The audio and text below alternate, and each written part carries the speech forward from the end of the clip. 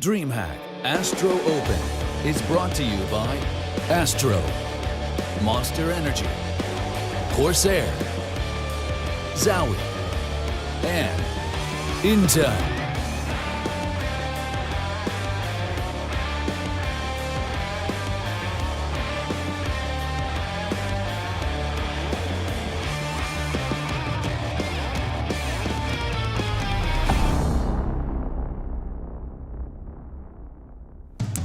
All right, ladies and gentlemen, DreamHack was founded in 1994 by K2 Ice and DreamHack_admin. They rented out the local school cafeteria in the city of Malung and invited their computer enthusiast friends to join them for a weekend of coding and hacking. But the caveat is that the event attracted 40 people and had no internet connection. That is certainly not the case today. DreamHack winner is a massive event. More importantly, the DreamHack ASTRO Open Winter 2017 is what has brought us all together here in the city of Jönköping. I'm going to go ahead and thank our sponsors for making that possible. And ASTRO, Monster Energy, Zowie, Corsair, and of course, Intel for making this all happen. Now, guys, we have had a great bit of Counter-Strike yesterday, and today will be no different. We have 4 best of 3s. We will be sending some teams home, and we will be sending some teams on to the semifinals. Here at the Analyst Desk, though, I want to go ahead and introduce my colleagues, my friends, the ever-so-fashionable matching, of course. We've got Sponge, and we've got Pimp. Are we matching? Well, the kind of style, I suppose. Oh, we've gone casual Saturdays. Casual Saturdays. It is Saturday. We can do that, I suppose. We avoided Pants Off Friday. I've already had troubles with that one before, so we'll stay away from that. But yeah, you're right. We did have some fantastic Counter-Strike yesterday. We had some ups, we had some downs, we had some overtimes. Some might say. Yes, go back and watch that game. It was a bloody blockbuster. Was it 59 rounds, I believe? We had 198 rounds in total over 6 matches. Trace, we had 6 different maps played out of the 7 total in the map pool. The only one we missed was Nuke, and maybe we'll get that one today. I didn't know you love numbers like that, Chad. That's insane. Well, I tell you what, if you're just now joining us for the first time this weekend, let's go ahead and run you through what you missed yesterday in a quick recap.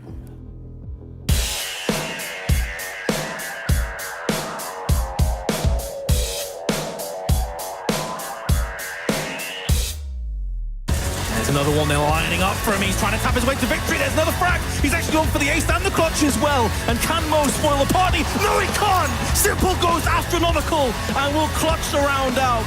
Totally neutralizing Mo's position.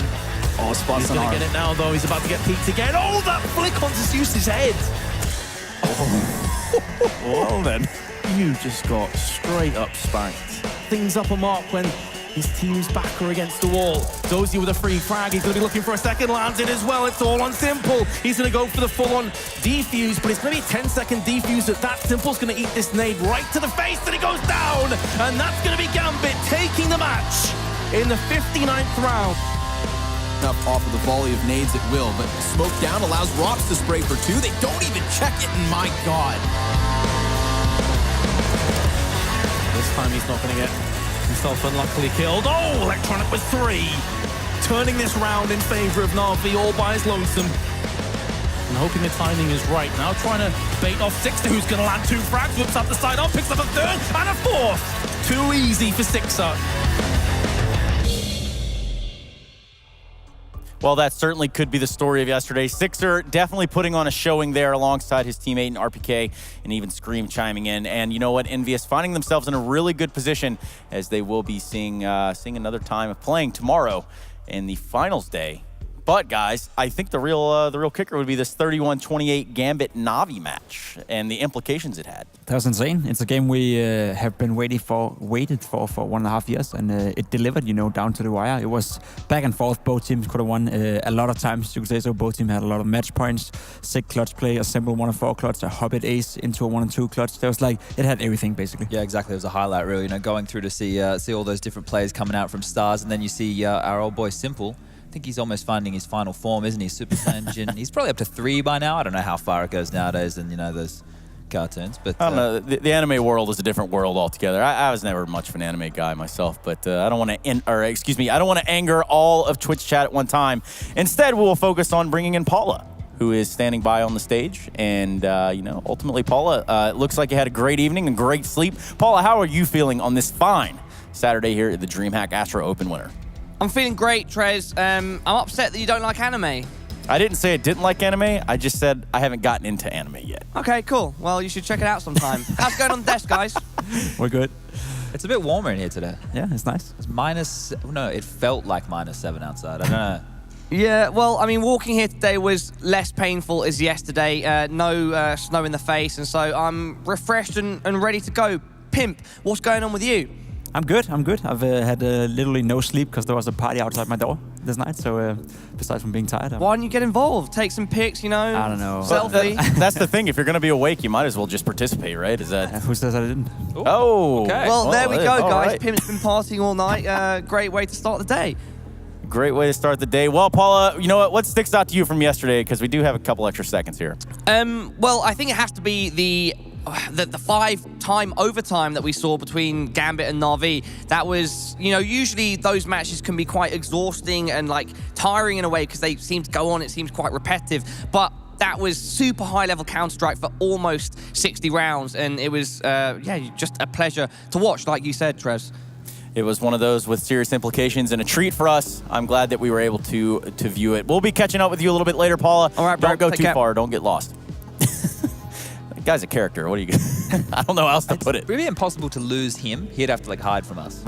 Which I don't know. He can be pretty crafty, so I think it's possible. Anything's possible with Paula. Anything's possible with Paula. Let's go. Possible Paula. That's got a nice little ring to it. I Let's like to go call ahead. him Paula P. Paula P. How about Group A and Group B? Let's start with Group A right now and walk you guys just through this turbulent time that was Group A. Oh, okay, so we got Gambit versus Rise. That was the opening match of the day. Now, look, Rise gave a little bit more than I think we gave them credit for. 10 rounds isn't too bad, but it didn't really seem like Gambit had to do a lot. It was just Hobbit, fragging left, right, and center. We moved on to the Heroic versus Na'Vi match where it was just individual performances after individual performances for Na'Vi, getting them across the line against a Heroic who looked decisive, but not enough firepower there to get them across the line. And once we mentioned for the 3rd, 4th, 5th, or 6th time today, that absolute banger between Gambit and Na'Vi. Absolute banger. Let's go ahead and switch it over to the B group now, since we're talking about bangers. Started out with Mouse Sports against North Academy. A one-sided match for Mouse Sports, who ended up taking it 16-6.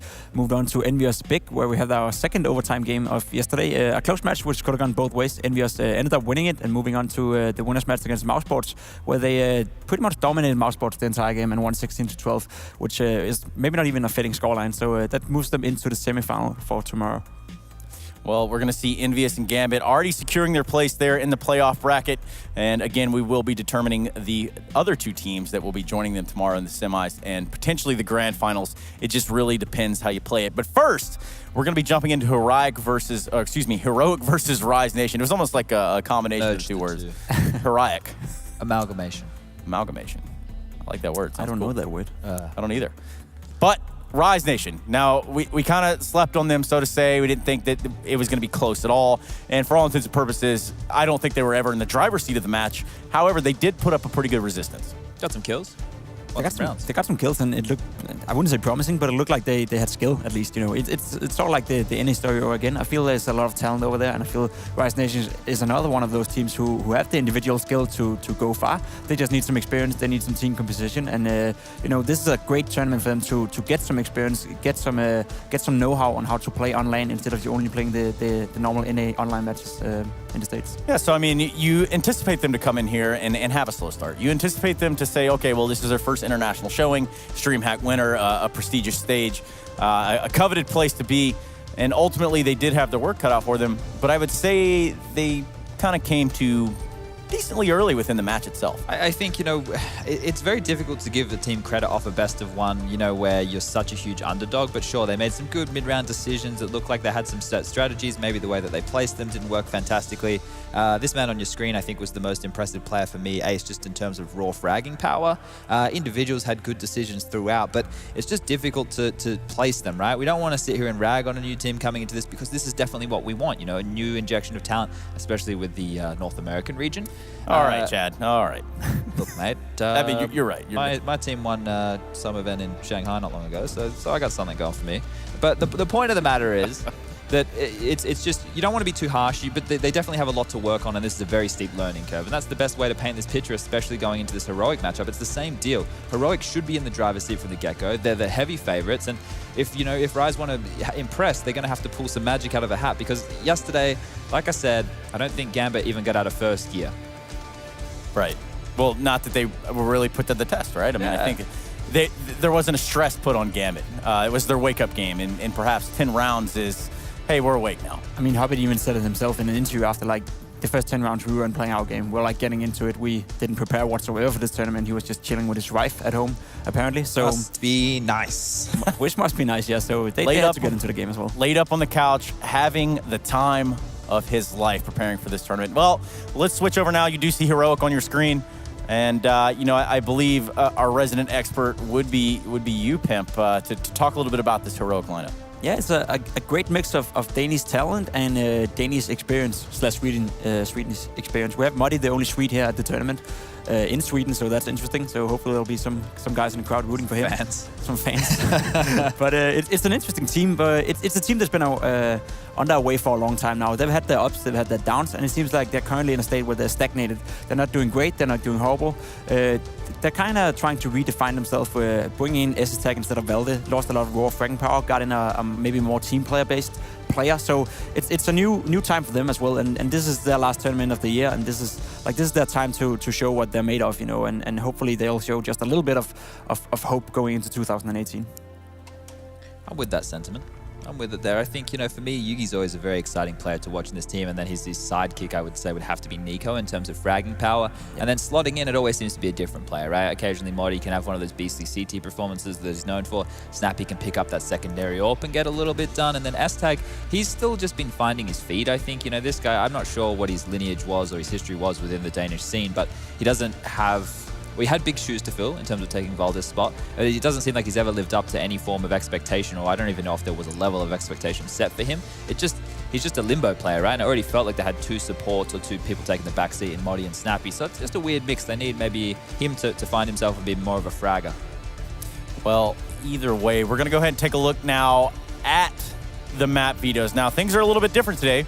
We have a best of 3 for each matchup, so that's 4 best of 3s throughout the duration of the day, kicking it off with the Rise Nation and Heroic. We're going to go ahead and check out these banned maps, though. And again, it's going to come down, I think, perhaps if Rise Nation needs to get their proper map vetoes in here and play to their own strengths, perhaps. Not surprised to see them banning out Overpass, one of the Heroic's strongest maps, and not a map that Rise thrive in. Heroic obviously banning Couple, not a map they're playing right now, which leaves Mirage open for Rise Nation, which is the most comfortable map, at least when you look at the online matches in NA. Also, they did pick it against Gambit yesterday, so they must feel comfortable on it. And despite losing yesterday, they still did a decent showing. Going for Inferno, though. Oh, I don't mind that. I'm glad they didn't pick into Mirage. I felt like they showed a lot on their T side yesterday, right? They started off the bat with 2 set executes that just fell on their face completely. So Inferno's a nice little mix-up. I think there's gaps to be exploited there because it's not one where you can have that same level of impact with the AWP. And he's a guy who, you know, the people from Heroic really rely on to get the frags on the board early. So not a bad pick there from Rise, and it's a good chance for them. If they're picking that, I assume they'll be starting on the T side. Yeah. I didn't read the rule book, you know, I didn't even my own words of Wow, advice. Chad, yeah, I was about to say, there was a tweet not long ago. Yeah. Anyway. Heroic going for Nuke is no surprise at all. One of the most comfortable maps. And again, a map, the same as Inferno, you know, if you have a well-dwelled T side, it's going to be tough for an unexperienced team to break that down. So I think it's already now looking tough for Rise Nation. Inferno is a great pick, you know, but it's also one of the maps where Heroic can go in and dominate just by playing default, you know. If you have the like set strat, set default that works down to the wire, then it's going to be tough to break that. I really like the Nuke pick from Heroic. You're spot on there. It's definitely something that they're a lot more experienced on. And the way that they take the lower bomb site, right? They get down secret and then they use their utility so well. I think they're one of the best teams in the world at actually saving utility, molotoving off the correct areas and getting that bomb down safely without losing too many trades. And then trying to finish it off, that's one where, you know, that double ops that I was talking about with Snappy, with Yugi is very effective for this Heroic roster. So I think, you know, they'd be definitely happy with this veto. Having Nuke in there is huge. Well, we're going to take a look here because I don't think that you guys in Twitch chat are doing it right. I just don't think you're doing it right. And I don't know how you do Twitch chat wrong, but you're not voting. And I'm going to need you to vote right now for the team that you think is going to walk away with this series. Is it going to be Rise? Is it going to be Heroic? Go ahead and use !Rise or !HER. Don't assume my gender, Trace. My bad. Assume? They've got a 3rd gender pronoun here in Sweden. It's hen. Hen. Hen. H-E-N. Like, I guess like the bird, right? I guess. Just to be neutral. What a time to be alive. Anyway, let's go ahead and jump into the predictions. You know why? Because that's why we're here. We're not here to talk about... We're here for Counter-Strike. We're man. here I'm for just giving Counter-Strike, fun yeah. facts. It is what it is. I've been spitting out facts all weekend, and today will be no different, guaranteed. Let's go ahead and get the predictions in, though. Can I go first? I have a prior engagement that I have to go and take Yeah, I care know. of. You have that meeting. Yeah. So, Look, I'm going to go with my boys from Heroic. I think they're going to take this in a nice, swift 2-0. And they're not going to have too many issues because I feel a bit bad for Rise coming into this type of tournament, but life's hard. life's hard. Life's hard. Life comes at you fast. It does. And speaking of fast, I got to shoot, boys. So I'll see you. I don't know. I'll see you later. I'll see you after the best of 3. Hey, man, it's nice meeting you, Chad. See you later. Enjoy. And the timer has been started. We're going to be sending Chad on a little adventure or expedition, or really, he's not going too far. Let's just check it out and see how long it takes him to get there. Now, Pimp, in the meantime, where do you think this one lands? I think it's hard-pressed to say anything against Heroic at this point. Yeah, I mean, I'd love to say the Rise Nation have a chance in this one, but I honestly don't think so. The maps plays into Heroic's favor. Both Inferno and Nuke are 2 very comfortable maps for Heroic. 2 maps where they can use their well-drilled execute and well-drilled strats and defaults to just literally close down the map for Rise Nation. I don't see them come in and breaking Heroic's like play in that sense. So it's going to be very tough for them. We're going to see something extra spectacular for some of the players from Rise Nation if they want to take even a map in this series. I think it's going to be 2-0 for Heroic. Well, ultimately, it took 31 seconds for Sponge 31. to get from here to his destination. That's pretty good. I don't remember if he left his shoes on, but it'd probably be really terrifying on this concrete floor with just He your had socks shoes on, yeah. He did? Yeah. Okay. Yeah, well, I was thinking he could skate over. You can know the old kitchen trick. Yeah. Anyway, so I got to give my prediction on this bad boy. And, I think I'm going to go for the lulz here. I'm going to go for all the lulz, the Omega lulz. I'm going to go with the NA side. I got to put some faith in the basket. You know what? It's early in the morning. There's a chance that Rise somehow, There's no chance. some way, somehow, some way, make it happen. Yeah. But I'm going to make this happen for you at home. We're going to go ahead and jump right into this matchup. It is just about time. Standing by, or should I say sitting by, is going to be Scrawny and Sponge. That's right. We have teleported Sponge across the way there. How's it going, guys? How are we feeling about this? I've got my breath. Chad, what? I was going to say, you're not out of breath whatsoever. Chad, let's get your Impressive. prediction on this one. Yeah, guys, I think this is going to be really good. I got nothing more to say. I've really exhausted everything I could possibly do on that analyst desk. Yeah? So what do you think? I'm going to say that I'm actually going to side with Stunna here in the sense that Rise Nation could put up more of a showing than some would expect. I'm going to give them at least 1 map because you know what? They're good on Nuke, and Heroic might be fantastic, but I think they're actually going to at least maybe put up some rounds here. Trace is still drunk. If it's 10 rounds Still trying versus to even a... drink yesterday. Exactly. Exactly. First of all, I'm going to go ahead and give it to you guys and have fun in your best of 3. Thank you very much. Sponge, That was very Elvis-esque of you. was it? Yeah, thank you very much. Oh, Yeah. I see what you did. You got it? Yeah, by all means. Welcome back. Yeah, it's You good excited? to good to be here. I like doing lots of things. I like keeping busy, and we're gonna have some fun. I absolutely agree. Yeah. But going back to the conversation, Rise Nation, okay? Okay, we Here's can stay on something- topic if you really want. Yeah, let's Okay. just a little bit because Okay. I want to almost paint this picture. I want to get things exciting. Okay. Just in the sense that Rise Nation have always had a Nuke pocket pick within North America. Ooh, right? okay. They're one of those teams like Heroic who kind of started putting themselves on the map by using Nuke as a BO1 upset. All right. It was their go-to. It was something that they always tried to play off of. And while obviously they've never even been up against this caliber of team before, I don't think that you can write them off as quickly as you could other teams on Nuke. With that in mind, Inferno's their most played map. It's one that they've been really trying to cement home, and just a little part of me, for whatever reason, wants to just advocate for them. So you're very happy with their veto, is what you're saying? Yeah, I actually am. So I just think, right, I can definitely... It's great to get your strongest maps, right? And sure, you can probably pull things out of the bag, but when you're playing against a team like Heroic, who they have to play against a higher caliber of opponent on a more regular basis. They're used to adapting, so I can't see... The best case scenario for Rise, win pistol, win the first gun round, lose a round, reset them. That's the best, and just keep them without any money. That's the way you're going to keep Heroic out of the game. But otherwise, no matter how much they have, they're playing against North American teams, and no disrespect, Liquid, Cloud9 in recent times have been definitely up and about. I have a lot of respect for what's been going on in that region in recent times, but Rise are not on that same level. It's a massive task for them here to be competitive. And look, if they can do what they did yesterday versus Gambit, I'm going to be impressed. Yeah, honestly, it's one of those situations whereby I completely recognize Heroic have this, or at least should have this in the bag. The reality of the situation is that there's just a couple of variables that actually, in my mind, work for Rise Nation. First of all, the map pool. If it wasn't Heroic on Nuke, I would maybe have a little bit more faith in Rise Nation. Sure. But again, Heroic are that kind of step above and beyond. They've really cemented it as their home territory. A second factor is going to be the fact that, we kind of to talk about Heroic after Valde's departure and how it's really just been Yugi to have to step up to that next level above and beyond. Sure enough, sometimes it's Nico right by his side, and sure enough, other players can as well put up a performance. But I want to watch Ace versus Yugi. Okay. Because if Ace can shut down the op roll of Heroic at that very same time as them being on a comfortable map, then there's kind of, two variables I'd put in their pocket. And it's still a massive stretch of the imagination. Like, I'm not trying to get beyond myself here, but it's nice to build the storyline and the hope for people at home, right? I'm toying with it. It's unfortunate all the North Americans are probably asleep right now, but for the Europeans out there, maybe we can build a bit of a storyline for them to get excited about and get behind. But, as an analyst, right, it just makes it it's very difficult for me to paint a picture that I can't believe in. I want to be surprised. I want to see new things. That's some of the most exciting stuff about my job is getting to see the game evolve in front of me. And if North America, if this Rise Nation team can do that, that's exciting enough. So give me some new strats. Give me something new to look at. Let's get something to praise here Yeah. at the very least. And I'll be that extra little buffer just because I do have to fly home after this. And I've got North America waiting for me when I get back. Ace towards the top of mid, tries to spot out any kind of a push from Heroic, and certainly enough, they will go towards that B site early. It's just going to be 4 players dedicated really to the top of Banana, leaving, of course, Nico towards the backside. And with 2 smokes, 2 flashbangs, they'll have a nice little set-piece execution. And Jonji's going to get some targets to tap away at. Interesting smoke that actually blocks off the front of the site, where Dazzle's found 2 headshots. He's stopped the bomb in the process, seeing as Rise Nation had 3 players here. And now we've got a numbers game. If Rise Nation can really seal this pistol, then that's the start that they would hope for. But it's already starting to fall back into the hands of Heroic as they clear out this bomb site for the most part. It is just Moose, dropped by Yugi, who is now tasked with a 1 versus 3. Oh!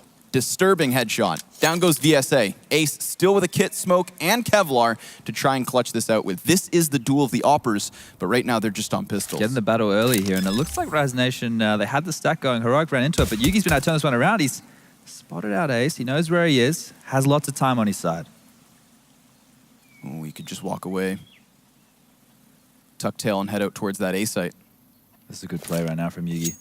Really making the most of the clock. He's going to be able to get away. He's going to be able to get that bomb down. HP is really his only enemy right now, but he can get into a good afterplant position. He might have the one up on Ace here. The Ace might be up Yugi's sleeve. Speaking of cards. Plant over for pit side. Obviously, poor Ace is just going to have to charge over. At least he's got that kit. And, he's still... Wait, come on, dude. What? You would have heard the plant going down. He's been absolutely juked. This is where the clock starts to tick in favor of Yugi here. And he has so much time to get into a decent post-plant position, but he would have been assuming Ace would have been on his tail, or at least he would have been there a little bit quicker. Still in a powerful position here at pit. Ace is now going to arrive on the bomb site. Again, time, another issue. Oh, and Yugi with a one-tap. He robs it away. 4K on the pistol, the 5 versus 3 for Rise Nation, and they still can't get it done. Everything went in Rise Nation's favor. They had the correct stack. They found the early frags, and then Yugi, he just goes, I've had enough of this. This is how I'm going to kick off the day. Nice, clean, crisp, sharp, swift, quick headshots, and closes out the 1v1 in stylish fashion. Yeah, Just you love it. You love it. Put to sleep. I think I'm going to I'm going to say that the USP one-taps just remind me of like Deagle 1Bs in 1.6. It just has that crisp, clean feel. You don't get the same... You literally feel it. Yeah, it's a nice feeling. He's happy with that. He's smiling. It's a good way to start the day. I mean, individually speaking, he played great yesterday as well, right? Yeah, he was that level above and beyond. And unfortunately for Rise Nation, when we watched them play versus Gambit, they didn't have a response to Hobbit. If Yugi decides to step into those shoes... and we might watch Rise Nation struggle yet again. And we've chalked it up to those situations, right? Individual level. Yugi is much more comfortable playing versus higher opponents. And poor Rise Nation are kind of a fish out of water. It's probably not a bad idea. I'm assuming this is tactical. It could be technical. I'm not going to throw anyone under the bus here. Let's just pretend it's either or. It's probably a good chance to just recuperate after losing that round that should have been an absolute sitter for Rise Nation. Now the question is, what are they going to go for? And it looks like they've opted for a bit of a force buy. Whether or not something changes after this pause, I can currently see we've got a CZ, a 5-7, Deagle on the likes of these Rise Nation players. So they want to take the fight to Heroic, and that's very admirable. I think there's 2 ways you can look at it, right? You can either take those ecos and you can save up for the first gun round. If you get blown out of the water, you don't feel competitive. You're already 5 rounds in the hole. and the game is running away from you. Or you go for the force buy, you make it competitive, you get a couple of frags, you start feeling good, you maybe even win one of these eco or force buy rounds coming in, and then the momentum swing happens, and you actually believe that you can compete at this level.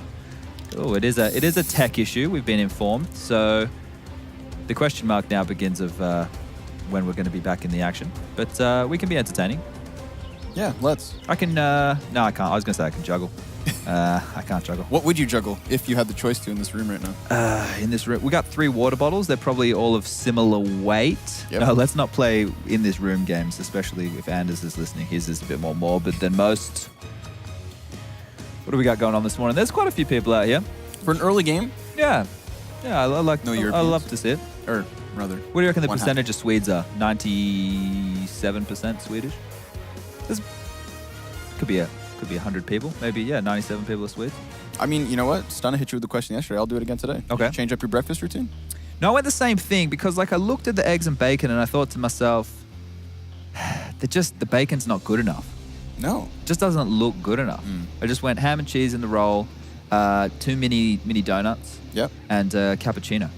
You can't go wrong with a good cappuccino at the start of the day. What did you crack off with? Went with the cappuccino. Started off with a nice strawberry yogurt muesli mix. Wow, you've gone relatively healthy there. Thank you. And then followed suit with a nice half plate of scrambled eggs and a couple crispy bacons. So you went the bacon. How did you feel? Because I know in Canada you've got the Canadian bacon, which is quite nice. Oh, don't get me started.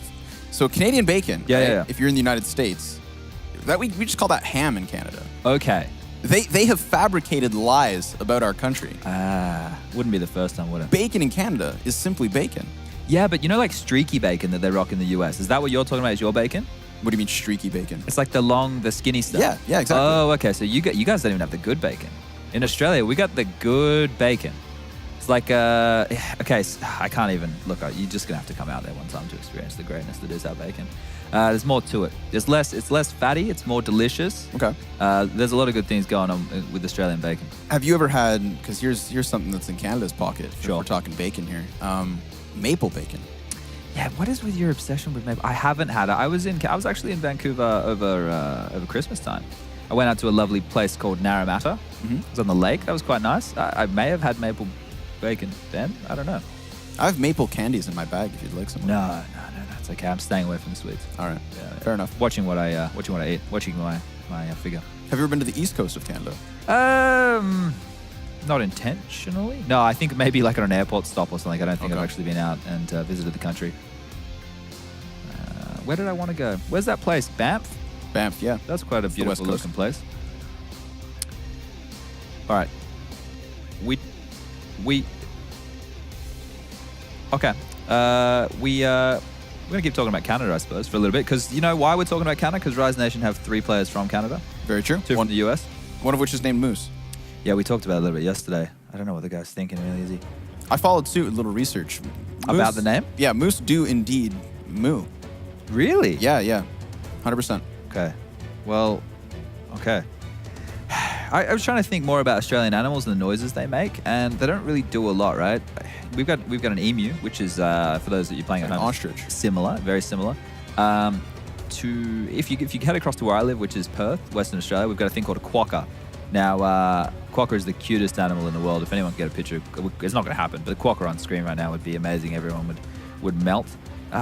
Platypus is a weird animal, dude. Yeah. Lays eggs. It's got a bill.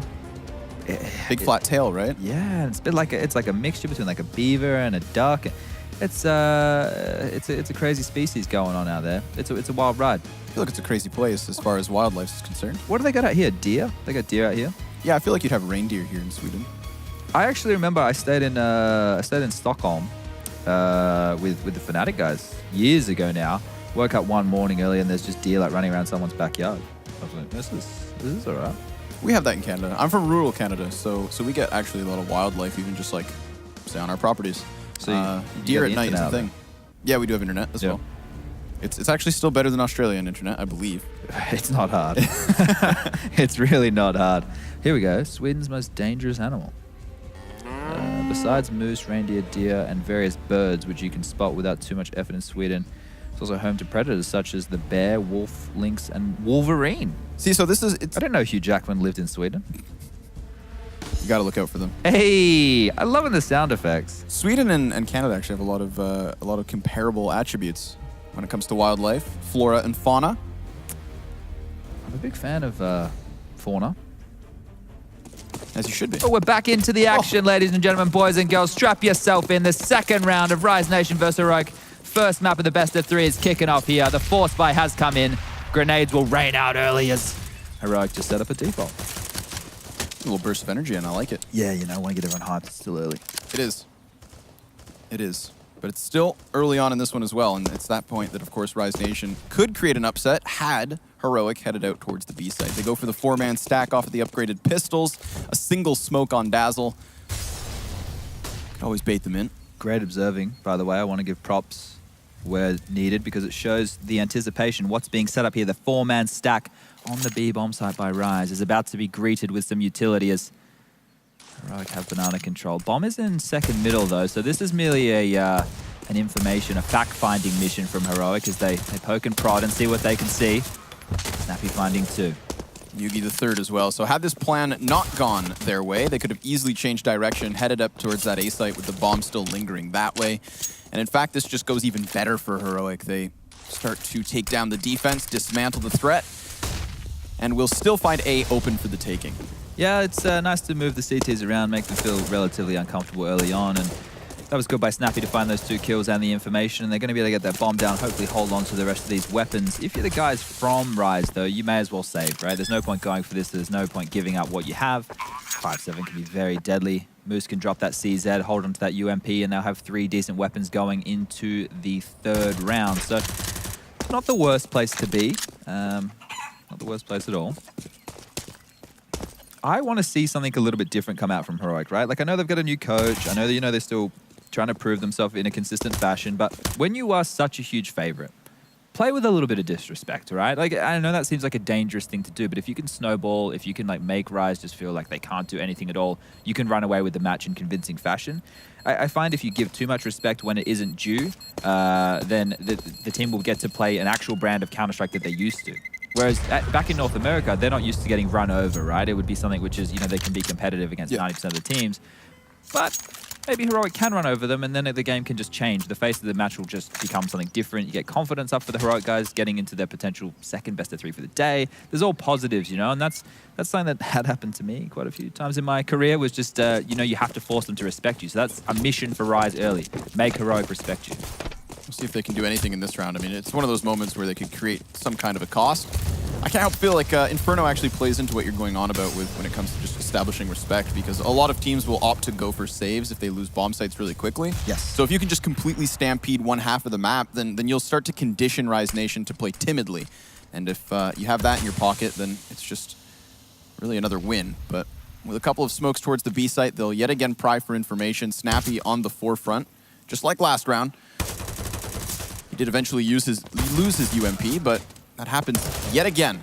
EC Tag trades back with a Galil, and Heroic have had enough already. They'll start fading towards the A site, where, in fact, John G tries to come over, and, well, Dazzle's here. He's got that CZ. If only Moose was nearby. They reacted quite quickly on the information that Snappy was able to get once more and have a 4-on-2 here on this A bomb site. John G should go down any minute. USP not going to get anything done. Still alive, though, giving Dazzle a chance to strike from behind, but S-Tag's going to finish him off. Nico quickly taking down John G, and now it is a 2-on-3 situation with the bomb site in favor of Heroic. Maudie as well going to upgrade to his AK, so poor Moose will be pinned into the library. It's going to buy some time for Ace to wrap round with his 5-7. Up close versus EC Tag, could have found damage had EC Tag not found the headshot, and now Maudie's just going to suppress Moose, keep him pinned into the doorway. Moose wants to get out here, but he's cut down. So Heroic with the pistol, with the following conversion points, as everything should be so far. Nice and easy, not too many dramas there, business as usual. And this is where I think if you want to have a chance to get into the game, Rise needs to strike. And they are going to have a problem because they went for that force buy in the second. This means we normally see a little bit less utility as you'd like in the gun rounds. You can see, look, not a single Molotov being able to get picked up in utility. We always talk about it, hugely important. So they either have to play a little bit more aggressively, they have to try and strike first and find that opening frag, or have the balls to hold on to that utility and try and use it in the mid-round as territory has been taken. But a very standard start coming out from Heroic, just establishing map control, waiting out any early utility. As you can see, nobody in Banana, which is one of the most highly contested parts of the map, as Halls and Boiler Control is taken first, and now Banana Control will be taken by Heroic nice and easily. Not a lot of action going on. Curious to me, of course, that we actually watch Ace just play passively to the back of the B bomb site. He is one of those operators that will go for the kind of flary opening picks if he has to. But I would also chalk him up as a solid anchor when it comes to bomb sites, right? So this is a prime position to do that from. It's going to be a lot of pressure on Ace in particular. If Jonji gets smoked off from the cross and tries to wrap back through construction, there'll be that moment where he might not have any help here.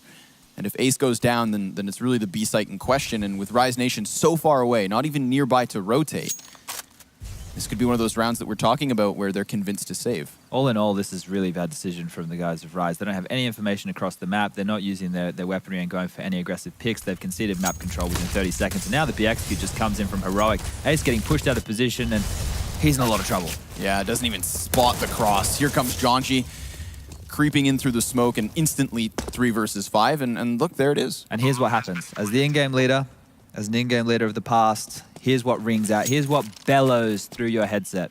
It's a very docile tones of save.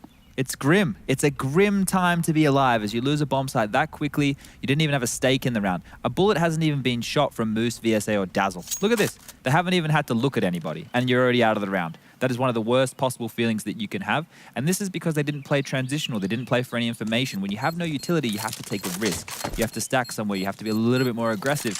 You can't just sit and wait for a team like Heroic who dry run day in, day out. They're well drilled. They're going to do that to you all day. That's what they want. Give them that territory. They'll come at you. They'll throw that at you. And they're going to make the rounds look as easy as that, time and time again. I mean, I can't help but feel like even just the utility there is what ultimately won the round versus Ace. We saw him trying to sit comfortably to the back of the site. Molotovs push him towards new box. He's flashed in the process. And when he rescopes, he never even sees the man come over. So kind of dead to rights straight away. Yeah, this is where you should be forced buying into this. If you're Rise, you've saved 3 rifles, you had a little bit of money, you probably could have dropped some maybe Famises or UMPs and then force bought into it. There's no point going for the save on the other 2. You have enough rifles to be competitive. They have gone for that B stack again, and Dazzle getting caught with his pants down there. Yugi's taking a truckload of map control and just going to find an easy frag, and now we're 4 on 5, 20 seconds into the round. And I feel like that smoke that he just threw, that's one that you can throw from safety as well. Blunders galore. Now having to use a second smoke in order to close the gap that had been left from Dazzle's missed grenade. Just look how nice this is from Heroic, right? They've got the opening frag, and now you know that they have to split the defense into a 2-2. You go hit a bomb site as a unit with a nice little set piece, which you're seeing fly out right now. They're just going to trade out efficiently, right? You go 1 for 1, you have the bomb site. They're locked out again. The rotation is coming in. We can see the likes of Jonji and Ace making their way over. But is it too late as the arch wrap is coming in? And even if they start to peek library, there's 3 Ts waiting. They could leave a single anchor even to wrap around if they find any kind of resistance. Right now, Nico sprays, and he'll find Jonji first and foremost. Just Ace with a deagle and able to find EC tag to the back of the head. Still a little hesitant here, and Moose actually chimes in with a frag towards Snappy, but there we have it. Heroic back on the kill feed, and that's going to leave Ace to retrieve the M4 and just walk away from this. Yeah, you might be mistaken to say, oh, they got a little bit messy. They found 2 frags there. But that's exactly what I was talking about. They had the number advantage. They used the execute. They pinpointed the positions that the CTs could be in, and they just traded out efficiently. That's fundamental Counter-Strike, right? It's not going to be clean cut every single time, especially on the T side. You're going into crossfires. You're going into bomb sites, the CT's home turf.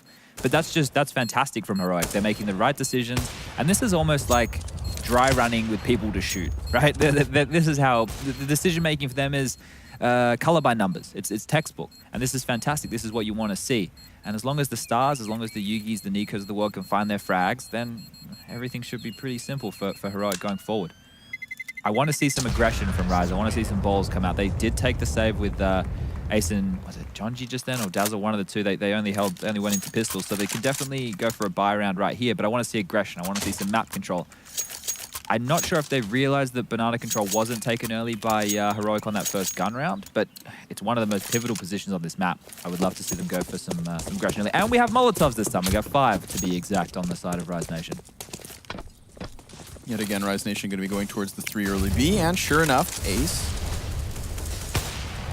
on the forefront, but actually doesn't go for any kind of a peek, and they use that deep smoke to find a little bit of Sanctuary, flashbang to try and take control, and here we go, a little forward map control that nets them an opening frag. Ace does win the duel versus Yugi, and that's something to play off of, especially now as the attempt into A has been shut down by the in-game leader.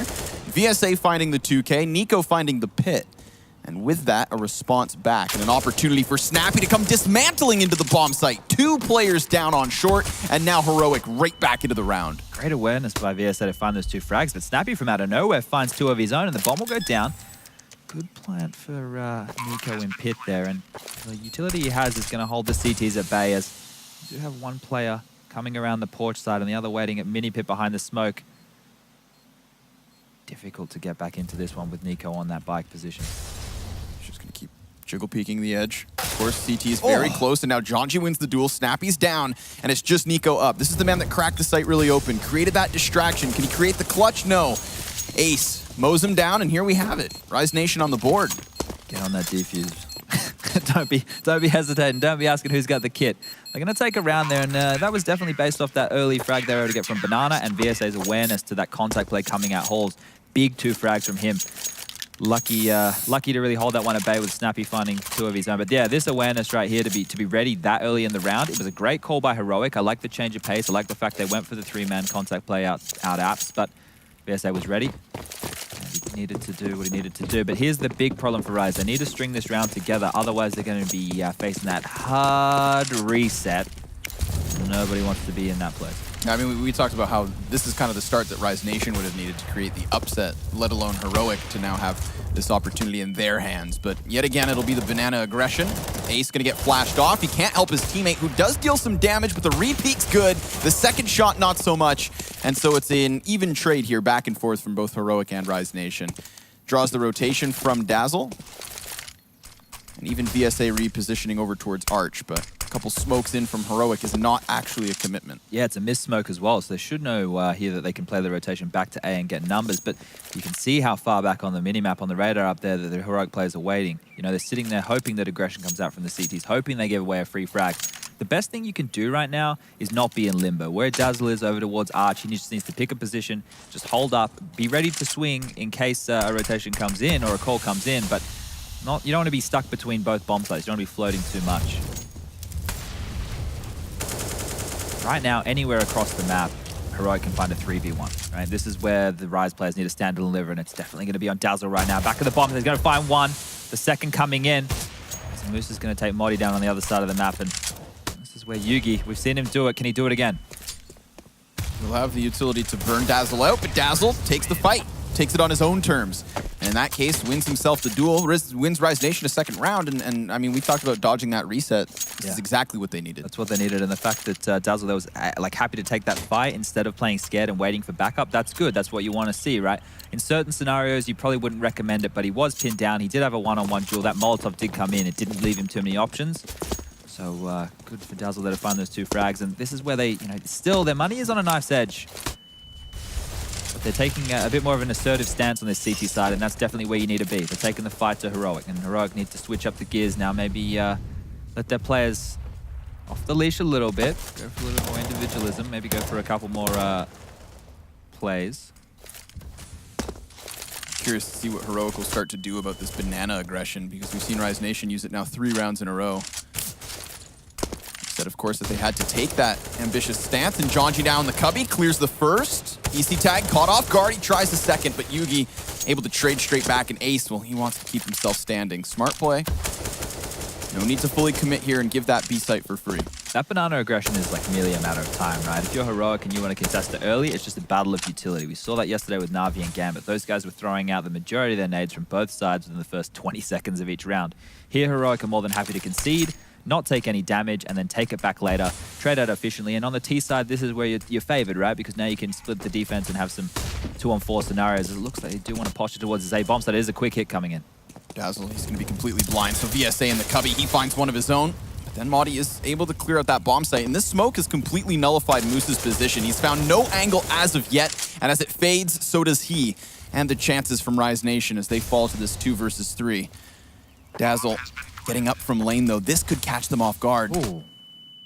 But they seem aware. Nice flash from Yugi. He always seems to know what's coming next.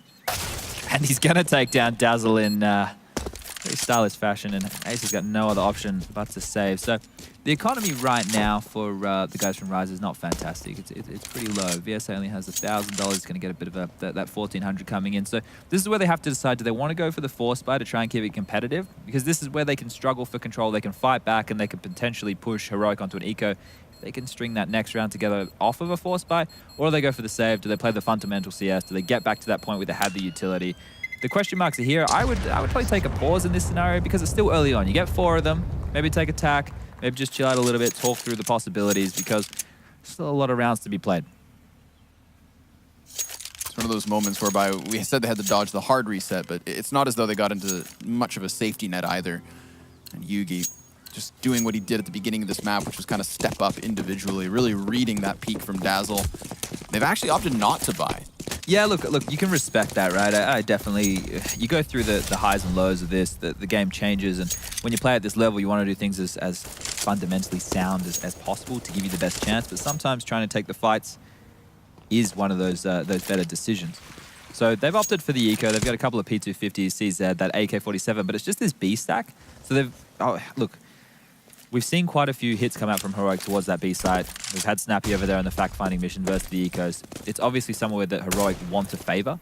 If they go in blindly, if they go in with a full execute and Rise are able to play around those smokes, it will make their life very difficult, and they could pull out an eco win. But the stack time and time again, it's not very creative. They're not really allowing their stars to shine. They're more sitting in wait, hoping and praying, as it may be. And we actually have seen Heroic come into these sorts of rounds with leaving those men over towards apartments. Sometimes with bomb, this case, not that. It will be over here towards the B site. It's patient from Heroic, and I feel like this is justified. They've recognized that they gave the smallest of opportunities for Rise Nation, and they're looking to really strip that away. But in fact, off the utilities, EC Tag will continue to search for something in the B site. Meanwhile, bomb goes towards the A. So at this point, poor VSA, he's just sitting underneath this balcony. He's got a lot of pressure being applied to him. Sure enough, Jonji's going to maybe get near just in time to create a distraction. Hell, even a couple of kills would be nice, but instantly deleted as the 2 players here. Sure enough, Maudie trades to Jonji. That was the bomb drop for a moment, but a moment's not long enough. Doesn't even buy time for the CTs to rotate over, so... Ace definitely needs to hold that AK, right? That almost goes without saying. But if you're Dazzle and Moose, you may as well team up and try and find an exit, see if you can grab another AK, bolster your weaponry going into the next round. We did see, so let's kind of theory craft going forward, right? We saw that Banana aggression come out.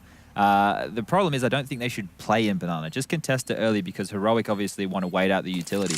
Use that one smoke, maybe use a Molotov or 2 Molotovs just to be certain that they're not grabbing it early. But then hold on to another smoke and a couple of flashes for maybe some mid-round aggression. Let them have top of Banana, let them use their utility, make them work for it, and then take the fight to them, because they clearly, they don't care if you want Banana early. They're happy to play that waiting game. That seems to be the game plan that Snappy and Peacemaker have laid out here. They're not getting contest with any fights they don't need to.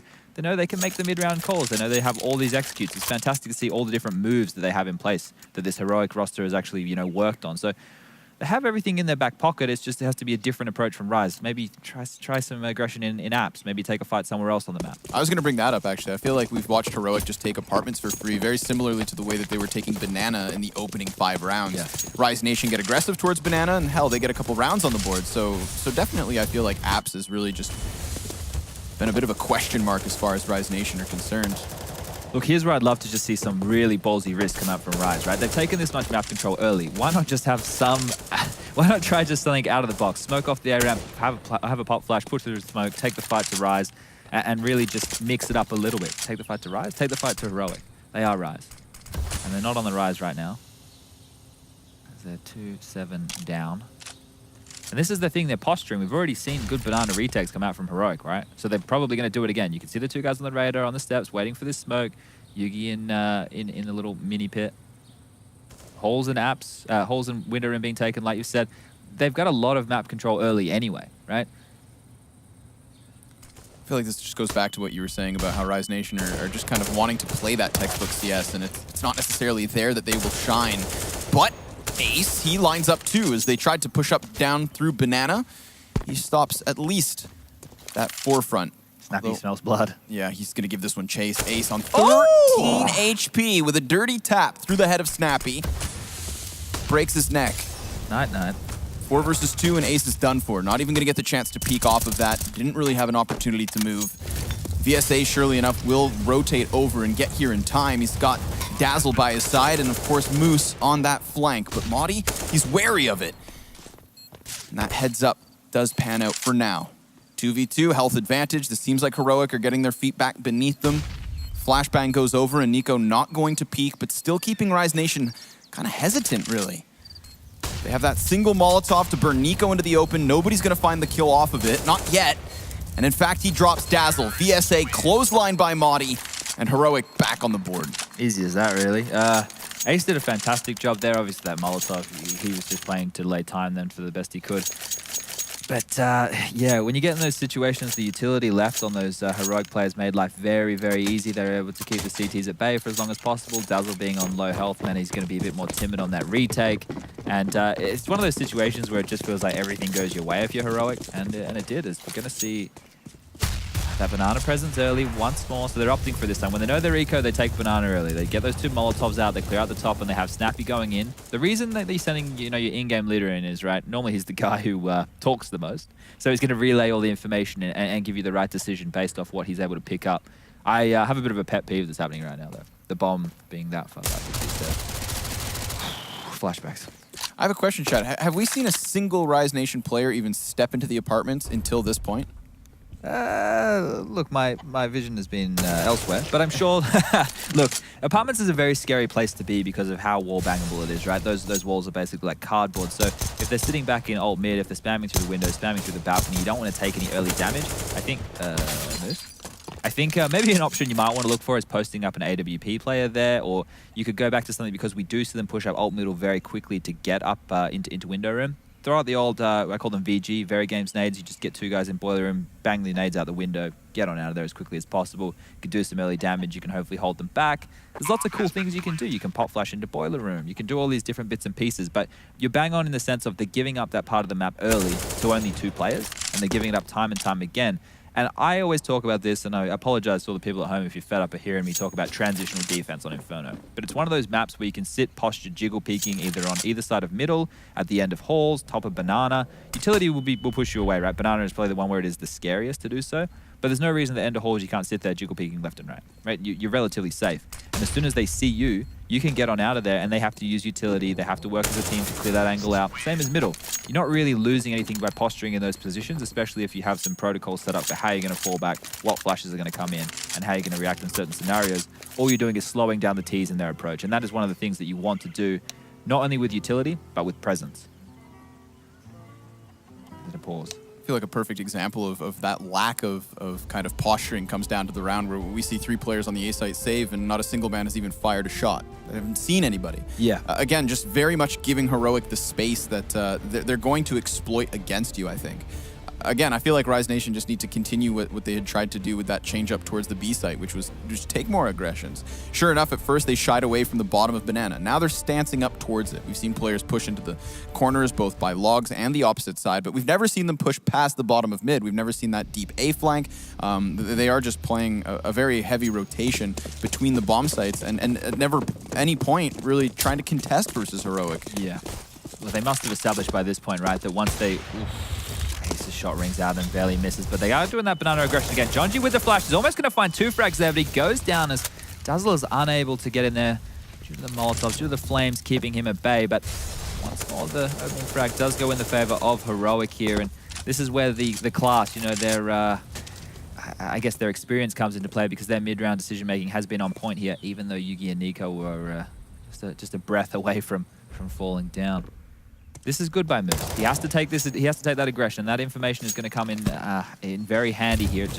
He needs to play to contain, and that's what he's doing. I really like this. He's playing to contain. He's not pushing the whole way through. Third one. Maudie flicks around and takes Moose down. This is what Maudie does, right? He just plays separate from the rest of his team. I think a great example would be his B-site play on Overpass.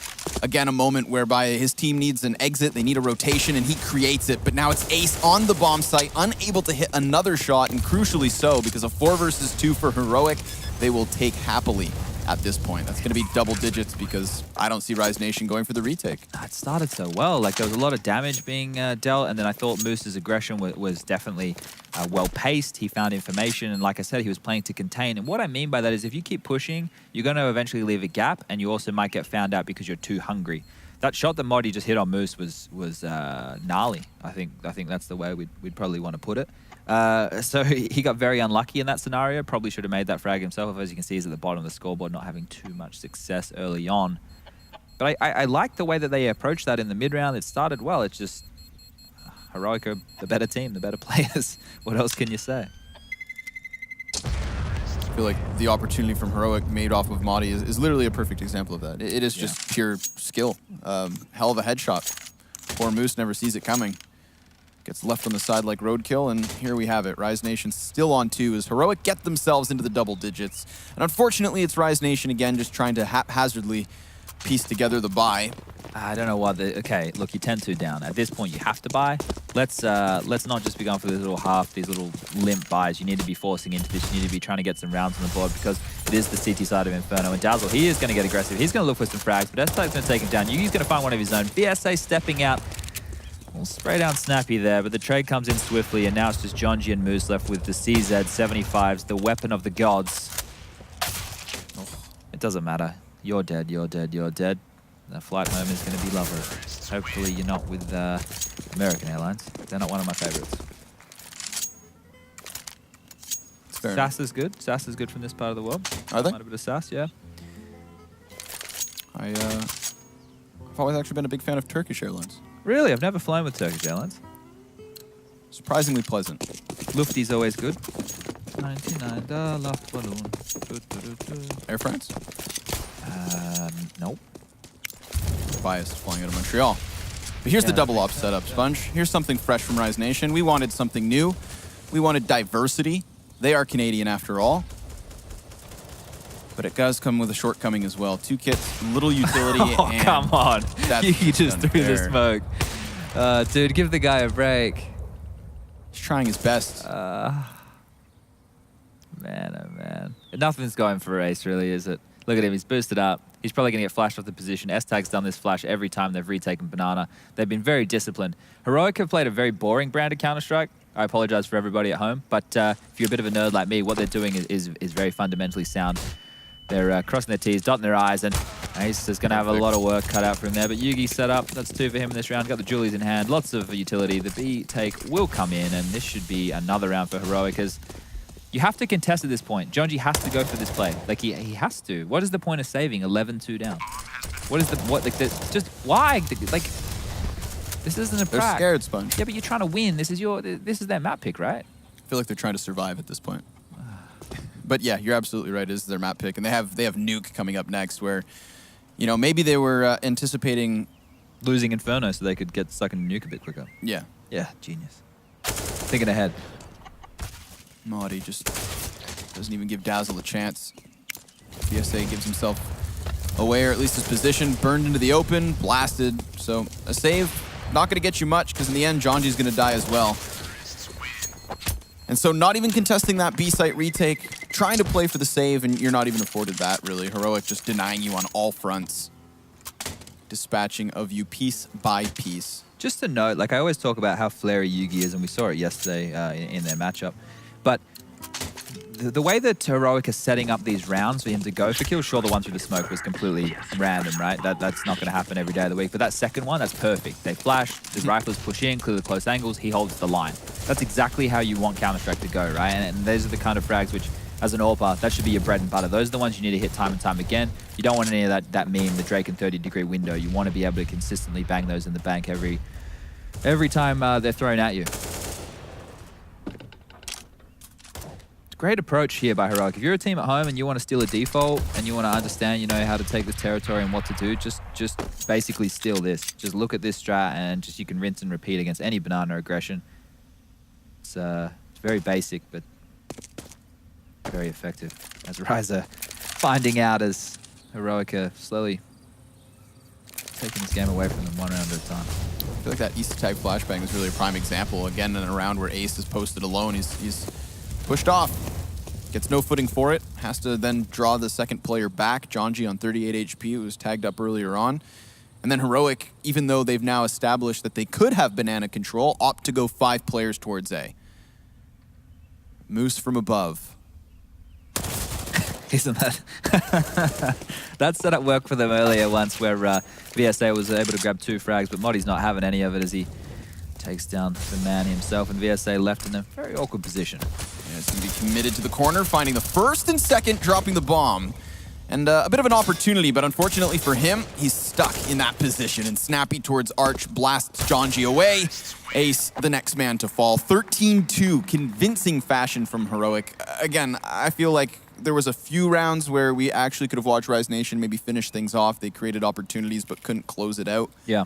And then once they were at a back, it was just Heroic going through the motions. Yeah, here's one of the problems. Like when you're starting with a game like this one, maybe starting on the T side first game of the day, it could be something that I don't know, could be a better place to start. Because once you get dictated to, once a team is so well drilled like Heroic, you don't really have any answers, and your players can't get into the game because they don't get to make the decisions. The decisions are being made by Heroic.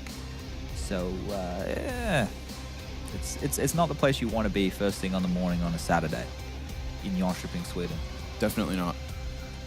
Have you been here before? Nope. This is my first time on Swedish soil. It's not a lot to see in Jönköping, and you're used to snow, so I don't know. I was trying to think if there's anything around here for you. Again, this does feel very comparable to home, I have to admit. Okay, they just don't speak French as well as English. Exactly. Parlez-vous français? Oui, certainement. Oh. I don't speak any French. That's from a song. All right. I was thoroughly impressed for a moment. I'm still impressed. I want to learn a different language. I feel like an ignorant person living in Europe most of the time and only speaking one. But Moddy, he's going to get aggressive early, going window, getting information. Not only information, the duel. And Jonji is taken down very, very quickly. But Moose capitalizing on the territory, making a trade. And Snappy's copped a bit of a dink. And he's had to... Actually, we call it bink in Australia. And he's had to scamper back to pit. Roche is going to double in on this, actually. He's got Nico playing the role of Big Brother. Looking to keep him safe as Rise Nation, they set their sights on this A site, and not applying any pressure towards B is going to allow for EC Tag to rotate over. Locks down Arch, really keeps these guys in pit committed.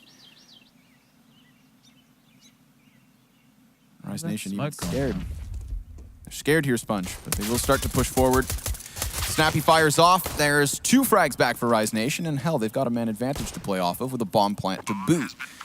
EC Tag to buy his time, wants to maybe find Dazzle if he were to ambitiously peek. He's got to be cautious. I'd hate to lose that little man buffer that you have held onto for the time being. Yep. There we have it, though. VSA, he slays the last 2, and Rise Nation have a pistol. They have an opportunity, a chance. VSA has had impact in 2 of the 3 rounds that they've won. He's had multi-kills in 2 of the 3 rounds that they've actually been able to put on the board. But this is here, right? Now, people would probably argue. Now, let's say that this was like Heroic versus Mouse Sports or something along those lines, right? If you're Heroic, you should take the eco. You should eco, and you should just go for the first gun round because you can close very easily. You don't want to let the game get away from you. But because you're playing Rise, I would recommend the Force Buy, and we are seeing a bit of that. Deagle on Nico, who has been pretty proficient with it. Snappy's got one of his own. Moddy and S-Tag on the CZs with a couple of smoke grenades in their back pocket. And Yugi only on the P250, but I like that. That means he can get his AWP up on that first gun round.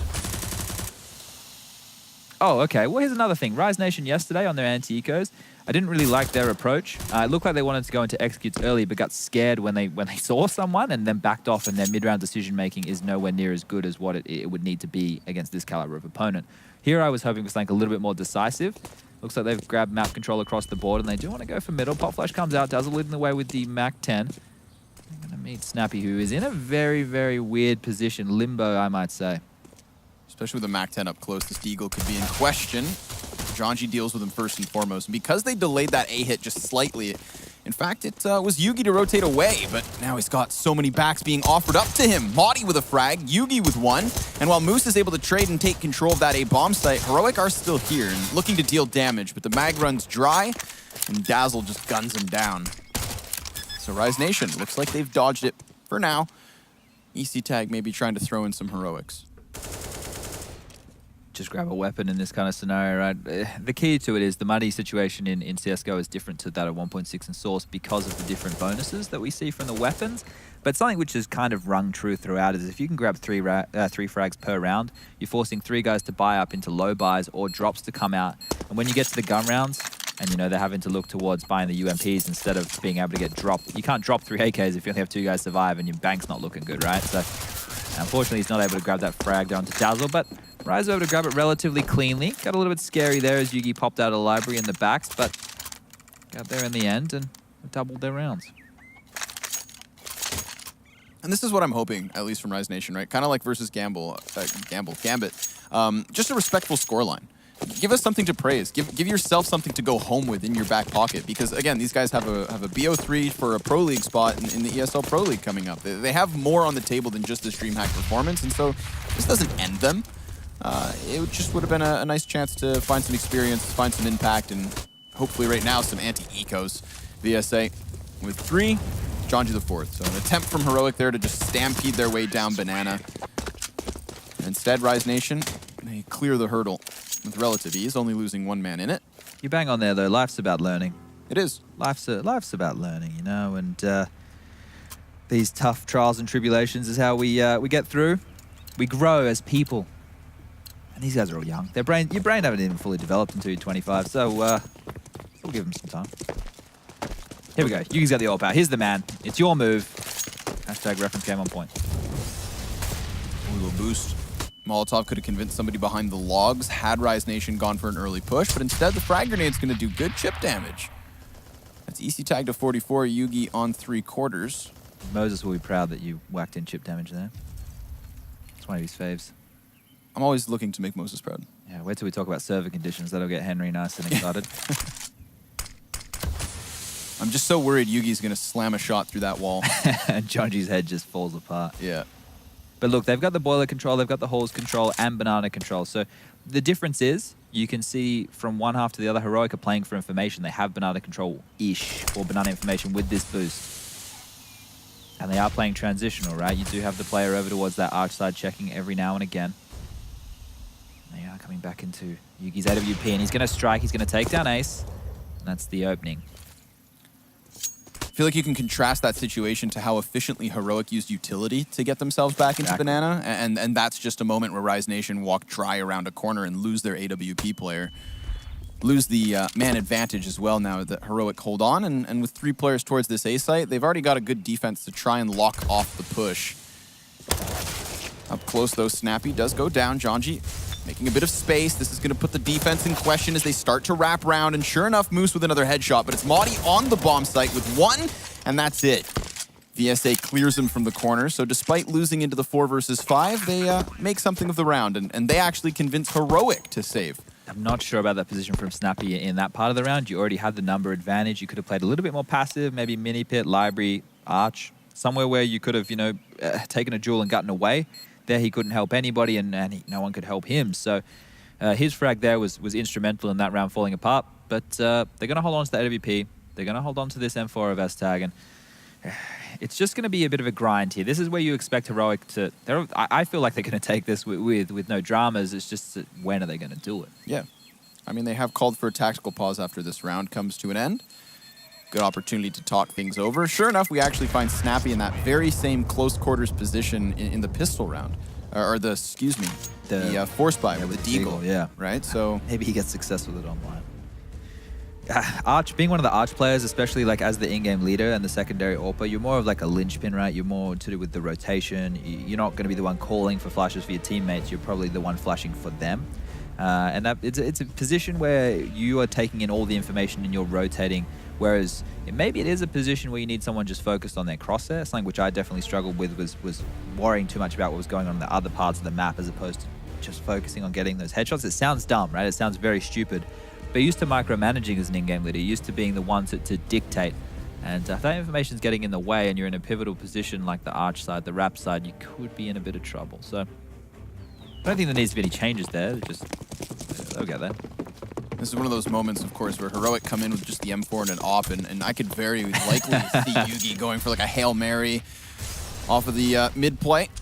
Grenades up close, and already finding the op shot through the chest of Ace. Follow up to Jonji, and one by one, Rise Nation trickle through. He's called out the information. The help's come in. Moddy's found a deagle kill of his own. He's going to go down, but Yugi's still lying in wait. Nice and close quarters. He's going to find this frag. Easy as that onto VSA. And Moose, 1-on-4 situation. Has been able to saunter out of carpet there, but we'll go down to Nico's deagle and a quick round in the bank for Heroic as they pick up their 14th. And a very commanding position. This is exactly what you're talking about, right? That's such a good limbo position from Yugi. He's lucky that they came at him in that regard, but he was just going to go for a mid pick. You know, he was waiting for that early flash, maybe that early utility. He's still going to take that fight because he knows that he can use that weapon and open up the board for his team. And now the double orbs come out. Looking for the nail in the coffin at this point. Yugi opened that door wide open. And those are, of course, the rounds where you... Ooh! I love to see that. Moose with 2 while we're all getting impressed by a boost there, but this is where the decision comes in. Are they going to fall onto the A bomb site? It looks like they are, and Snappy's going to find one, but it's not going to really reap any benefits as they're forced to save again. And hashtag's the only man alive in this scenario. Jonji's close enough. They're going to hunt him. This is where you're yelling. You get him, boys. Chase him. Don't let him save it. Take this away from Heroic. Put him in a rough position. That's an escape route opened up for S-Tag as he does find Jonji. Gonna scamper down Banana, but Ace has cut off that rotation and now he's stuck between a rock and a hard place if he wants to hold on to Yugi's AWP for the follow-on. Oh, all right.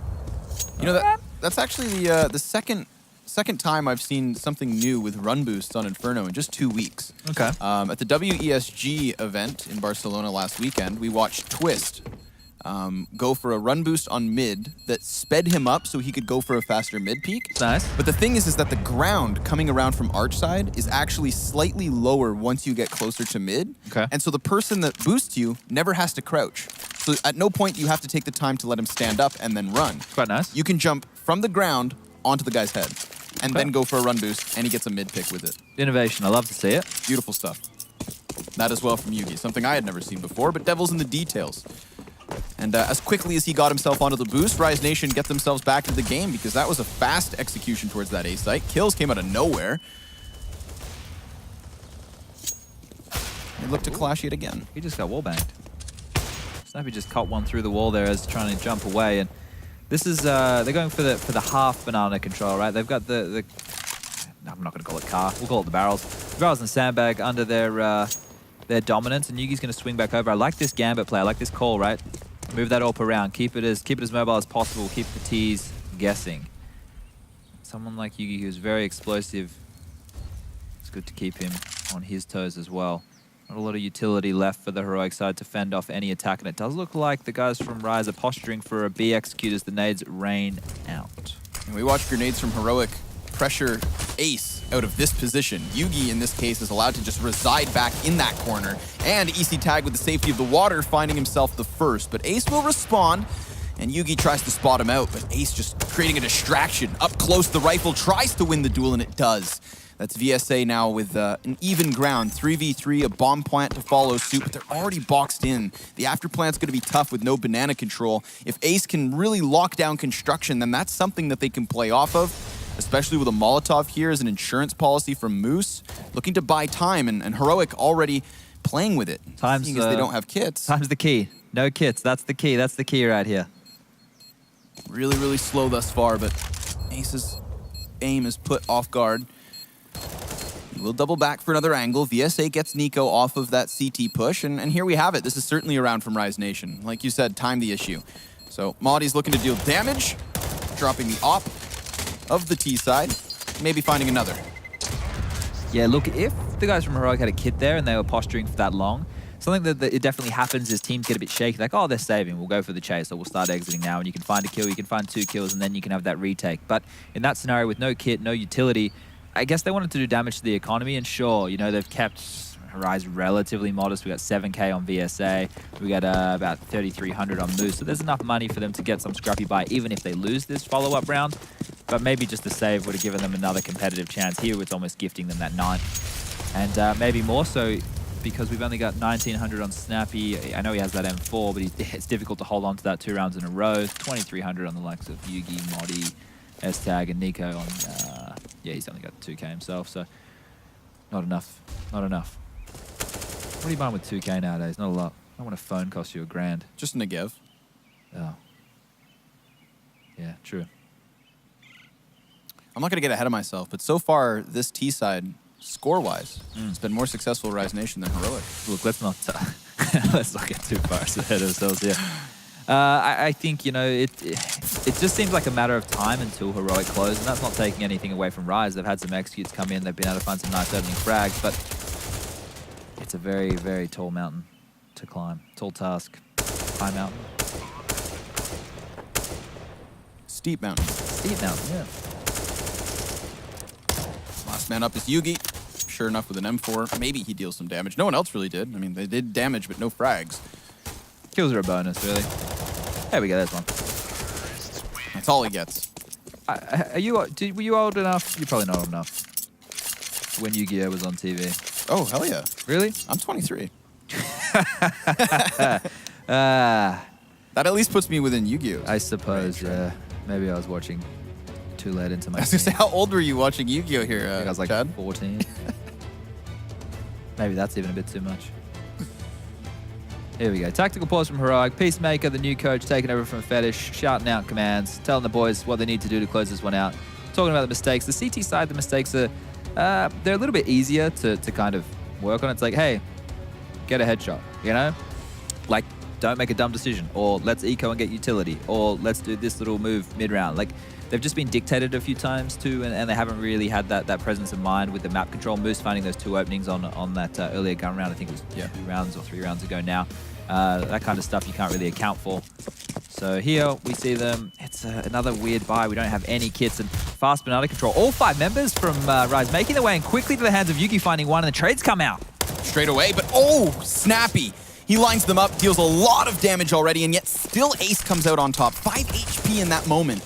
And that's now created this opportunity whereby, sure enough, okay, CT's still in control, right? They don't have the kits, but they can play faster, and they have a health advantage, really, to play off of. I would like to see Rise Nation use the Molotovs to slow down this retake. Although they might want to hang on to them for even longer, seeing as, of course, Ace has a nice off angle. This could certainly catch one man off guard, and then that would allow for Jonji to come swinging wide, but there it is, Molotov. They should say if this is it, that round's done. The pace from Rise, blink and you miss it. They came in super quick. Jonji about to throw his 3rd Molotov this round as he picks up the utility. He's just sitting on a nice treasure chest of nades. He's laughing about it. You can see him having a giggle. That's where they want to be. Rise competitive once more. He's shaking his head. They can't believe it. I can't believe it. Snappy, almost the hero there, right? If he managed to get that lineup, that would have been all she wrote for Rise in that one, and pushing Heroic up to the 15th. That change of pace, the balls on that call, the fact that they're willing to do that coming out of a pause.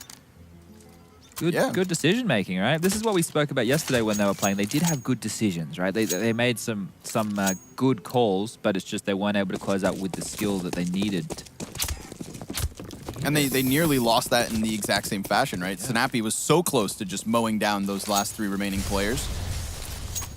By no means is this a team map. For people at home, if you're new to Counter-Strike, this is not a team map. This is Heroic probably only having 2 gun rounds thus far, where they've had full utility as well as kits. And a stake in the rounds. They haven't really been taking this one in the way that I would have liked. I did agree with the force buy early on. There we go again. We're seeing the same thing. The window, the apps control coming out early. Very similar, but it seems more so that Rise have been getting more of the map early, whereas what we saw from Heroic was they were posturing in T-stairs, waiting for the banana and the Molotovs to disappear in that part of the map and then taking it back, whereas Rise are being a bit more aggressive. They're actually playing with some Staguts. I feel like that comes down to Heroic having the proper setups as far as retakes are concerned, right? With the flashbangs and that kind of layer to the taking of the top of Banana, whereby Rise Nation, I can't help but feel like they just need more gun duels. That's when they're finding their openings, as opposed to kind of, you know, letting Heroic get comfortable. Definitely so. Always keeping them on their feet, but right now it's Jonji to die towards B, and this is perfectly fine. Rise Nation are just gonna hit the opposite side. So unless Snappy has Heroics in this one, we nearly saw him find 3 frags. He will not kick it off with even 1. VSA jumps past his aim, pops his noggin, and plants the bomb. That's upsetting to go down like that. You could see it on his face when he died. He knew he should have probably made that frag. They want to hold on to these weapons the best they can. The money situation right now is it's looking okay. Obviously, that loser bonus is maxed the hell out, so they're not going to have any issues buying. They're going to get a full gun round on their side. It's just the problem is the later the game goes, the chance for that hard reset for the side of Heroic comes into play, right? We're going to have an 11th round on the board right now for Rise. Even if they concede the next, we're talking 15-11, they win the following. Talking 15-12, the hard reset comes out for Heroic. This is where they start looking at each other. The panic sets in. The nerves start getting a bit shakier.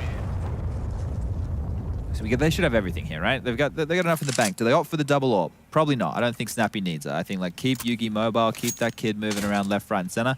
You don't need to use him as a spearhead. I don't think you need to go for any overly aggressive plays. Just play a solid round, you know. don't need to take too many risks. You don't need to. They have opted for the double AWP, so it's not the worst thing in the world. I think, you know, as long as Snappy doesn't go down without too much of a fight. I thought maybe this round we'd watch Heroic go for that early AWP stance, right? You know, maybe try and steal away a 5v4, but Snappy's just going to remain posted, and this is another opportunity for Rise Nation to work their way through apps. Is that a missed mid smoke? That seemed very limp. Maybe it's to pick the boiler side. Maybe it is. Maybe this is something I haven't seen before. As they take mid control quickly, they have Porch under wraps, and it looks like they make their way into this A-bomb side very quickly. Molotovs are exchanged, and Modi's burning alive. Nico's able to find the first, that one off of Balk, and as he drops down, he stops another. Snappy finding VSA, but here's the response back from Rise Nation. They found 2 frags so far, and there is Moose into the 1v2.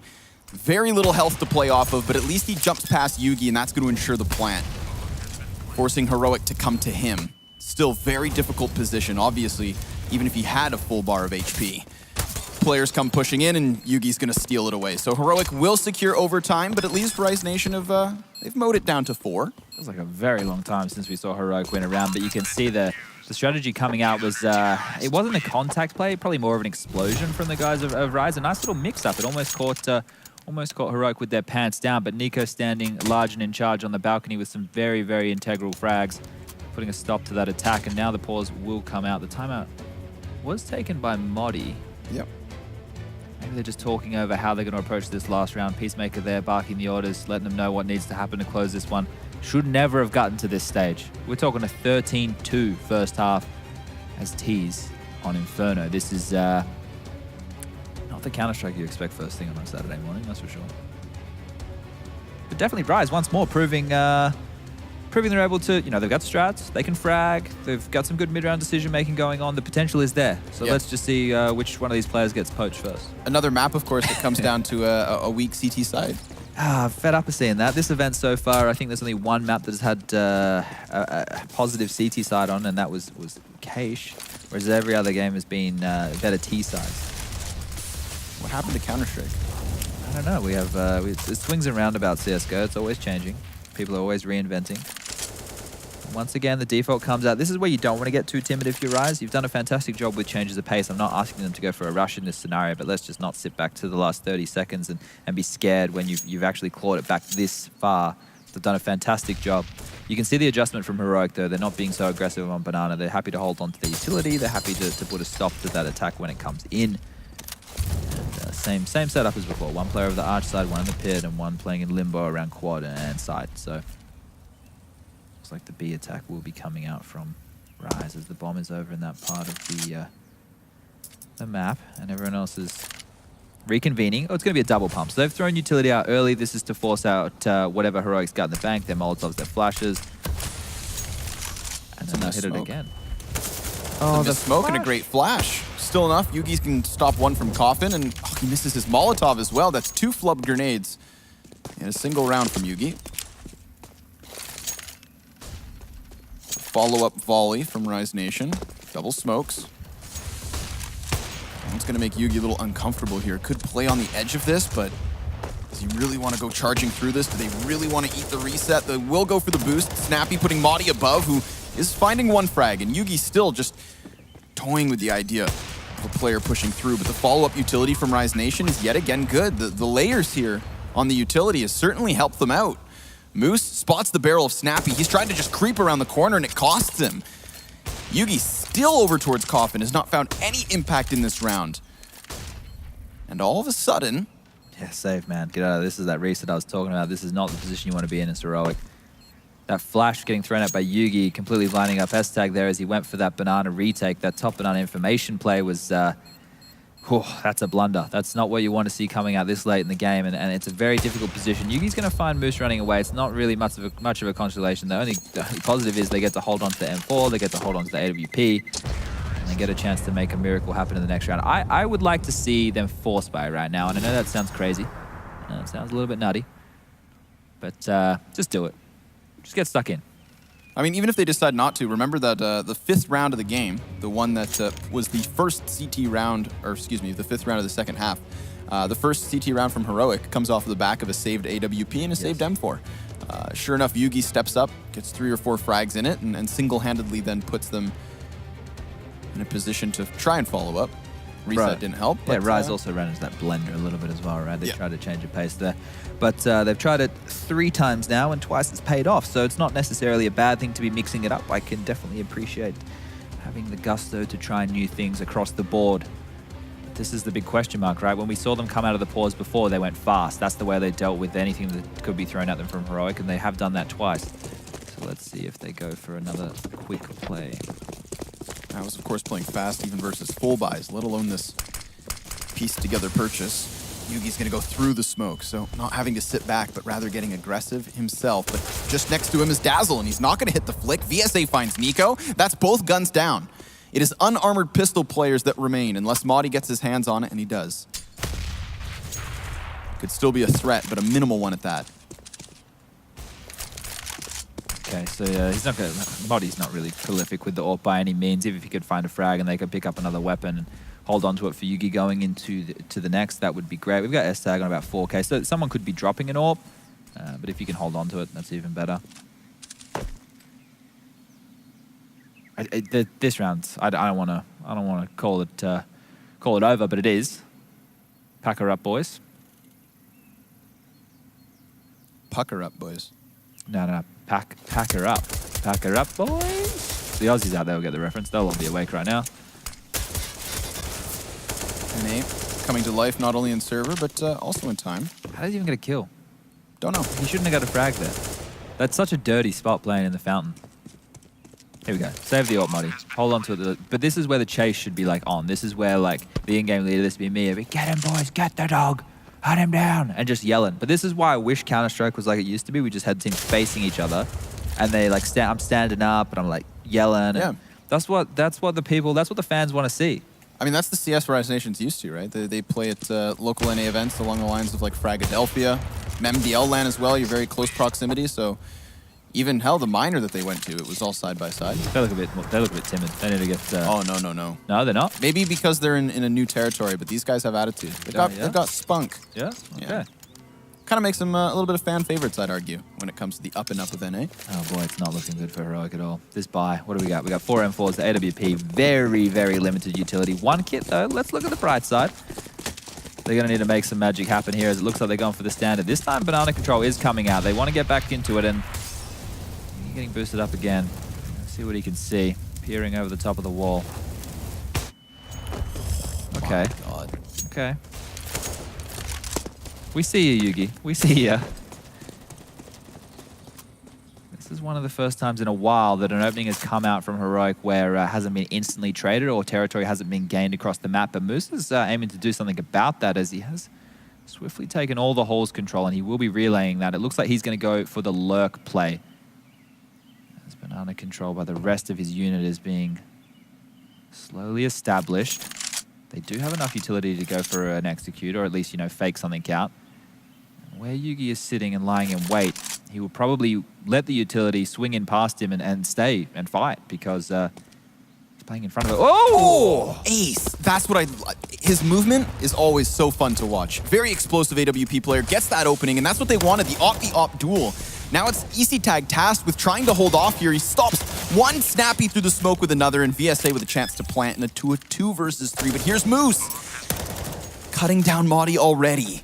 Huge play by Moose there. He's going to delay that rotation coming in from old boy Nico, and Snappy's on his own in a one-on-one. This is the chance that he needed to pounce on and potentially get that defuse started, but the Molotov of VSA is going to hold him at bay, and We've seen Heroic struggle with these retakes. Can they get anything done now? Off the flash, Snappy mowed down. VSA stops it yet again. So it's all on Nico. 1v2, and VSA will do it. Rise Nation with a 14th off of a 4 versus 5.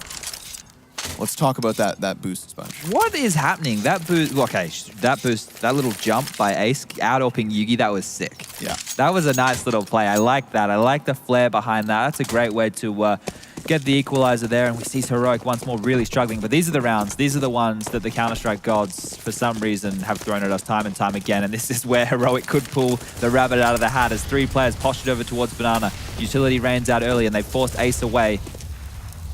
A little bit of chip damage exchange. Snappy taking a few points of health down as he comes through the fire. He's going to go down to Jonji. I don't know about that play, but 4 on 5 now. Advantage. Make that 3 on 5 as Ace chimes in. Yugi going to find a Deagle headshot through the corner of the wall, and he's going to keep fighting. I don't care. Modi with one of his own. This is chaotic as hell. Getting scary. These 1 versus 1s being given away versus just the pistols, and I mean, that's all they are. There's no retrieved weapons. There's barely any utility for them to play with either. Just flashbangs to try and dictate duels. Can't help but feel like Rise Nation should just clump themselves together, finish off with a proper execution, put Heroic in a questionable spot, and force this into OT. But crazier things have happened, and Heroic already starting to pull this one from a 3v5 to a 3v3. Nico can be a linchpin at times, and they're going to have to get past him. They offer up his side. VSA down for the count. Nico trying to get this in, and he reloads. But it's Moose now to clutch. 1v2. He's playing with 30 seconds time, and he wants the plant. That's going to force them into his hands. Have they come this far just to fall at the final hurdle, or a Rise Nation going to put this game in question? He's going to wrap around. And he could actually skewer this retake. Now, the awkward situation is, how does he get back towards bomb without giving himself up? Doesn't know where they're at. Little info, and here we have it. Yugi with a headshot, and Heroic with a soul-crushing 30th round on Inferno. Dreams have been broken. No one won in that game. Besides us and the viewers. Nobody won. If you're Heroic, you're so frustrated that it took you until the 30th round of the game to close that out. You're sitting there thinking, boys, what are we doing here? You know, we're in the driver's seat. That's a 13-2 first half, and then you've got Rise going out in that fashion, losing to Pistols after such a great comeback. You know, you're going to be gutted with that one because they weren't in a position to take this to overtime. But now we have Nuke. And I think at least now we have a question mark created, right? Yeah. Like, it still scares the hell out of me knowing that Heroic are such a great Nuke team, that they've definitely dispatched of much more competent competitors than just Rise Nation. Sure. But again, I do want to say, like, Rise Nation, they're not going to be too uncomfortable on this map. Like, as far as their caliber of Counter-Strike, they're kind of the kings when it comes to, like, Premier level NA on Nuke. They've used it to upset. They've used it to seal the deal in BO3s, but Heroic are a whole other beast, and one that's going to definitely be worth watching. So guys, do stay tuned. We'll be back with the second map of Rise Nation versus Heroic after a word from our sponsors.